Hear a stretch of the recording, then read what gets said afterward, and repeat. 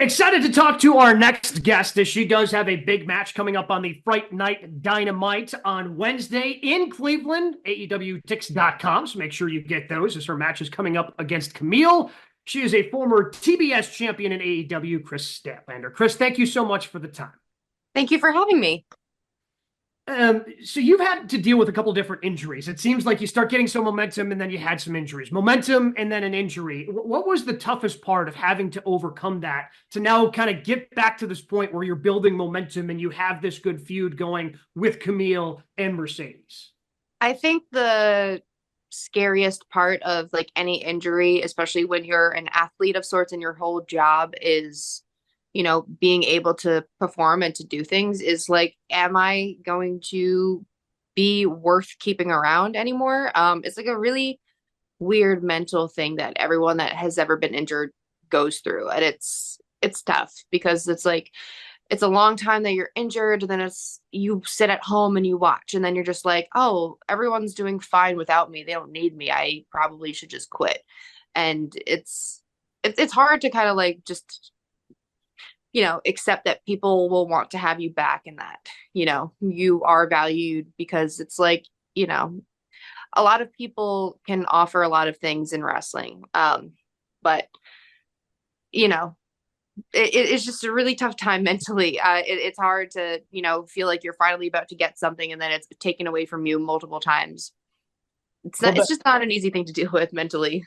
well, to piggyback on them, what is that feeling like when you have those doubts and then you come back and you see the reaction and you see how excited everyone is to say, "Hey, Kris Statlander's back." I think it's one of those things where it's also kind of like imposter syndrome a little bit, where you're like, oh, now I'm back, and I'm like, now you're like, I've been injured this whole time. I don't deserve to have this. And Right. it's like, and I don't know if everyone feels this way, but I'm sure a lot of people do, and I know that's definitely how I felt, where I was so surprised when I would come back and for the reaction that it would get, not just from fans, but like from other wrestlers and other people at work, like just other people being excited to see me. I was like, I had no idea that people liked me this much. Very nice.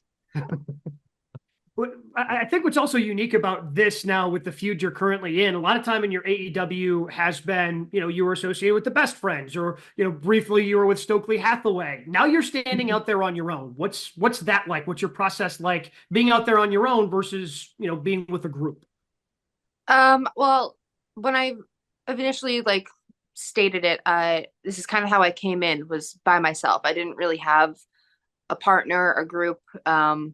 I just kind of like stood alone and started to try and find my way that way. And I think the difference between then and now is that now I have the tools to stand alone and be fine on my own. Whereas before I was still new and unsure of myself, and I kind of needed the guidance of the others around me. And it's very nice to have people around you that support you, that are always constantly there for you. But a time comes, and wrestling, it is every man for themselves in the end of the day. So it's hard. It's hard to know that like I don't have those friendships anymore. But I'm thankful for everything that they've taught me. Tomorrow night in Cleveland, you go one-on-one with Kamille. What's it like going toe-to-toe with someone like Kamille? I mean, it's going to be nice because I've been here from almost the beginning. She kind of just came in and she's making all these claims of being big and strong and tough. And it's like she's a very physically imposing person, but to come and make these claims and to not back it up when you've had someone here who's been proving it nonstop for 5 years at this point, and to say it to my face too, it's like, well, okay, prove it then. So I'm excited to see. I will be able to humbly accept if she is bigger and stronger and tougher than me. But if she doesn't, then you know, that's just the point I was trying to prove to her all along. And, sometimes people just need to be put in their place, and I'm here to do it. Is that something also, again, you mentioned that the physicality, because again, two of the stronger female wrestlers, performers in AEW going head to head. Is that exciting? Because a lot of times in the women's division, it might be a matchup of more speed versus your strength, but now you kind of have strength versus strength. Is that exciting to have that type of match?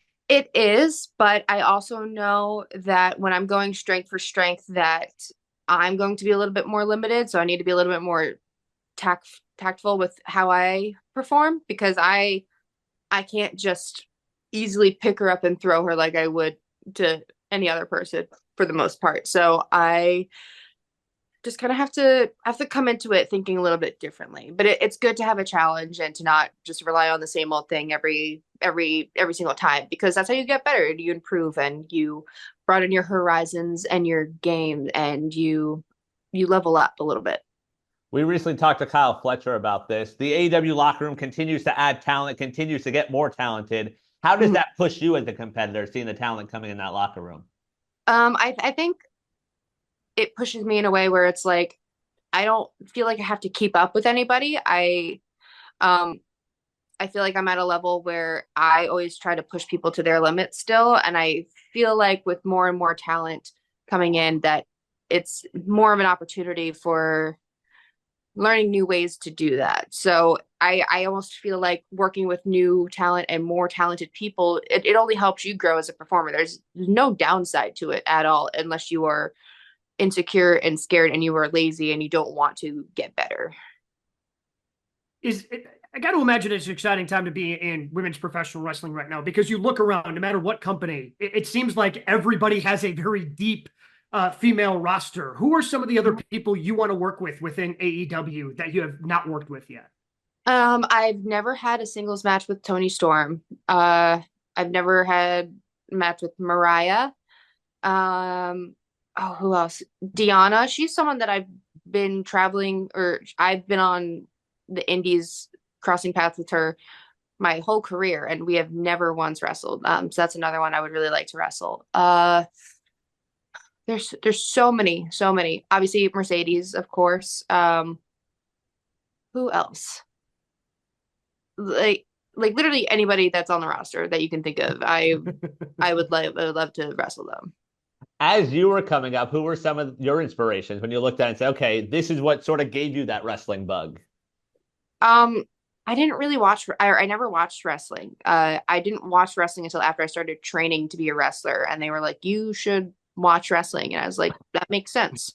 So I know what I'm doing. And I never really found like one specific person that like really stuck with me, but I kind of just drew inspiration from a little bit of everyone everywhere, and a lot of people that helped me along the way were people that inspired me. So I can't really credit one specific person, because everyone I feel like I kind of went into wrestling unbiased because I didn't really know anything about it. So I kind of just absorbed everything that I could, and I liked what I liked, and I just did everything that I could to do a little bit of everything. Well, did you accidentally end up at a wrestling school? How does that come to be then? Well, okay, so I started training for stunt doubling. Okay. And then I met friends who were local independent wrestlers, and they had brought me in as their valet. Okay. And so the literal only wrestling I ever watched was the matches that I was ringside for. I had no idea what was going on, but I would watch that and I'd be like, I could probably do this, I think. And then that's what made me find a school and start doing it. So I say that I found wrestling by accident, because I was not trying to be a wrestler at all. Is there a moment that it clicked then? Because you kind of see it. I think I could do this. Is there a moment that it clicked and you realized you could do it and be really good at it? I don't know. I remember I just went to a school. I wanted to try it out because I was a gymnast my whole life, and because I had done some stunt training, and I knew I knew stage combat at least. So like I had like an idea of like just fighting a little bit. I remember like I went to my first day and people were like, have you trained somewhere else before? And I was just like, no, I've just kind of been an athlete before my life for most of my life. I don't know for sure if it really clicked until a few months into training though. And I never really had an intention of it being like my career. I was just like, I like it. People seem to have really taken me under their wing. So we're just gonna go with the flow and see where it takes me. Well, then when talking to friends and family about a profession, what gets a crazier reaction, the stunt woman or pro wrestling? Uh I don't know because before wrestling was really a thing for me, my mom would have a video of me getting hit by a car for stunts, and she loved to show that to people. Okay. Oh, But okay. yeah, yeah, super nice of her. Great mother. Um, Was she like proud? Like, yeah, hey, yeah, no, look at my daughter can take like a hit getting hit by a car. Was she like laughing at you because she thought this was so absurd? Like, I need to know the context of why she's showing this video to people. I think she just thought it was exciting. Okay. Like it's cool that I do this crazy thing. I remember my grandpa, he was sick. He was very sick when I first started wrestling, and he was able to make it to my first ever match. Um, and unfortunately, he passed away not long after that. But he was able to make it to my first ever match, and his one piece of feedback was, "I just love watching Kris get beat up." So it's just like I think my family might just secretly hate me. They just love to watch my demise, I think might be what it is. But I don't know. But I think they're just very proud. They're very exciting. It's such a unique thing. And my mom always told me that she knew I was going to be an athlete of some sort one day. So I guess she was right. And she's probably just likes to be like, I was right this whole time. So So I guess the hardcore match versus Willow is now what's shown at Thanksgiving dinner this year. That's how that works. I don't know. I don't know what she does on her free time. Okay. I don't know what she has on her phone of me. Just me getting beat up is a very proud thing for my family, which is I don't know how to feel about it. All They're right. proud, but they also secretly love it, and I'm like, that's too much. Yeah. I mean, so they're supportive in their own way, it Yeah. seems, you know. It's good to have that, I guess. I mean, as long as they're cheering for me at the end of the day, There you Yeah, go. there you go. fine. So I mentioned Stokely Hathaway earlier, and he, after you guys went your separate ways, famously posted an invoice that you had sent him. Mhm. Very detailed, very expensive. Did you ever get the money from Stokely for that invoice? What do you think? I mean, I'm betting no, but I just wanted to make sure. Yeah, I'm working on it. I'm working on it. But no, it is not. The check has not gone through yet. So I'm just waiting. Another guy you spent time with, Orange Cassidy, is a very polarizing wrestler. You have some people that think he's ruining pro wrestling and others that enjoy every part of him. As Yeah. someone that's been so up close and personal, what does Orange Cassidy bring to pro wrestling? I will forever like when you asked me before, like people that inspire me, like I owe so much to Orange Cassidy. And I know it's not great of me to say that after I kind of turned on him and I punched him in the face. But you know what? I have a lot of regrets for doing that. He's someone that so many people rely on. And I don't think I like people may hate him, but I will always like adore him as a person, as a wrestler. Wrestling would not be, or my experience with wrestling would be nowhere near as great as it was if Orange Cassidy wasn't a part of it. So We had an opportunity. We talked with him last week, getting ready for Fright Night, and just talking to him about how he doesn't really have inspiration, you know, in terms of like wrestlers that he looked up to, and it seems very similar to you. So has he encouraged you, because you've had some very interesting, unique characters that aren't like other things we've seen? Did he help you kind of and inspire you? Hey, you don't have to be like, you know, the modern day version of this wrestler from the past. You can just be Kris Statlander. He wasn't really around in my career very much like early on. So a lot of who you saw Kris Statlander was when she came to AEW was mostly me, and I had wrestled him before. We had crossed paths a few times, but we didn't really have as much of a strong bond as we did until AEW was a thing for us. And So I kind of took the liberty of being an alien on my own, and then having the best friends and him around, just showing so much love and support. Like, it just cemented, like, yeah, you can be anything that you need to be, and you can be who you are and be great and successful with it. So it was very encouraging. It wasn't necessarily like the building bricks to get me to do it, but it solidified the fact that I was doing the right thing. And good people attract good people. So it's that I kind of just I never take for granted what they've done for me. You've already accomplished so much, especially considering you accidentally got into this business. So what else is there for you? What other goals are out there for you? I think a main goal would be to win the women's world championship one day. I don't really know what else I could really want. I'm so grateful and thankful for everything that I get to do as it is. I feel like I've been very fortunate, given the amount of injuries that I've had, and just given, again, my lack of knowledge of wrestling. I'm very fortunate to have done everything that I've done.